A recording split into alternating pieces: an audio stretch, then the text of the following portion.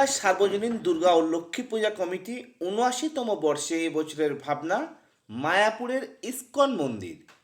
কমিটির সম্পাদক প্রশান্ত পাত্র আমাদের প্রতিনিধিকে জানান, দীঘায় মাননীয় মুখ্যমন্ত্রী মমতা বন্দ্যোপাধ্যায় জগন্নাথ মন্দিরের উপহার দিয়েছেন।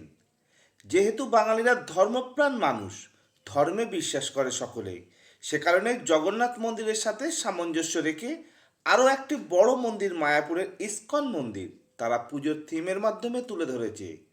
ওল্ড দীঘা থেকে শেখ নাজির সাহিলের সাথে মির্জা হোসেনের রিপোর্ট, এস স্টার নিউজ। ভালো লাগছে দীঘা, আগের মতো আগে উন্নতি হয়েছে দীঘা, এখন খুব ভালো দুর্গাপূজা হচ্ছে।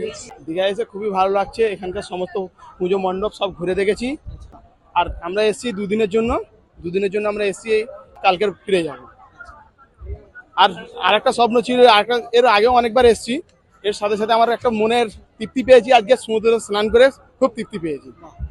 আর সাথে সাথে আরো বাদ বাকি যে পর্যটক কেন্দ্রগুলো রয়েছে সেগুলো ঘুরবো। আজকে ঘুরেছি, ঘুরে বাড়ি যাবো কালকে। আচ্ছা, এবছর আপনাদের পুজো মণ্ডপের থিম কি? এবারে আমরা দীঘা সার্বজনীন দুর্গা ও লক্ষ্মী পূজা কমিটির পক্ষ থেকে আমরা মায়াপুরে ইস্কন মন্দিরটা করেছি। যেহেতু দীঘা জগন্নাথ মন্দির মহারাজ করেছেন, তাই আমরা তার সঙ্গে সামঞ্জস্য রেখে আমরা মায়াপুরে ইস্কন মন্দিরটা করেছি। দীঘা সার্বজনীন দুর্গা ও লক্ষ্মী পূজা কমিটি এটা ৭৯তম বছরে পা দিয়ে গেল। এই চিন্তা ভাবনা আপনাদের মনে কিভাবে জায়গা পেল? আমরা দেখুন, বাঙালিরা আমরা ধর্মপ্রাণ মানুষ, আমরা ধর্মে বিশ্বাস করি, ঠাকুর দেবতার বিশ্বাস করি আমরা।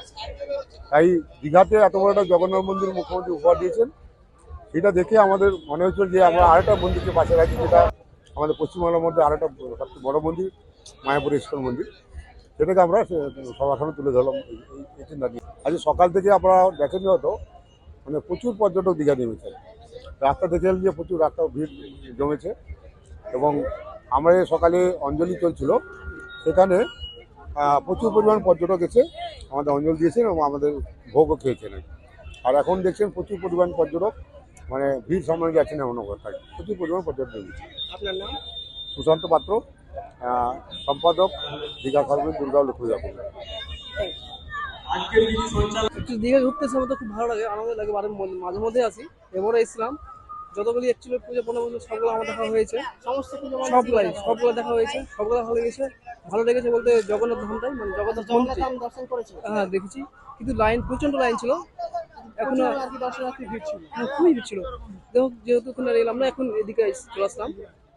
তো এটা দীঘার যে আরো একটা আকর্ষণীয় জায়গা রয়েছে সমুদ্র সৈকত, সমুদ্রে স্নান করা হয়েছে? হ্যাঁ করেছি, আজকে মানে অনেকক্ষণ ধরেই করেছি, প্রায় দুপুর থেকে প্রায় ৪টা অবধি সমুদ্রের সৈকতে ছিলাম, না স্নানই করেছিলাম আমি। এরপরে আর কোথায় কোথায় যাওয়ার প্ল্যান আছে? এরপরে আমার যেহেতু কালকেই বন্ধ ছিল, মানে ছুটি নিয়েছিলাম, আমি কালকে চলে যাবো, আর কোনো জায়গায় যেতে পারবো না, যেহেতু ৩-৪ দিন থেকে এখানেই আছি। আপনার কোনটা বেশি ভালো লাগে, সমুদ্র না পাহাড়? অ্যাকচুয়ালি সমুদ্রে ভালো লাগে, সমুদ্রে ভালো লাগে। কোথা থেকে আসছেন? আমি এসলাম লালগড় থেকে। সব খবর সবার আগে পেতে সাবস্ক্রাইব করুন আমাদের ইউটিউব চ্যানেল এবং লাইক ও ফলো করুন আমাদের Facebook page S star news.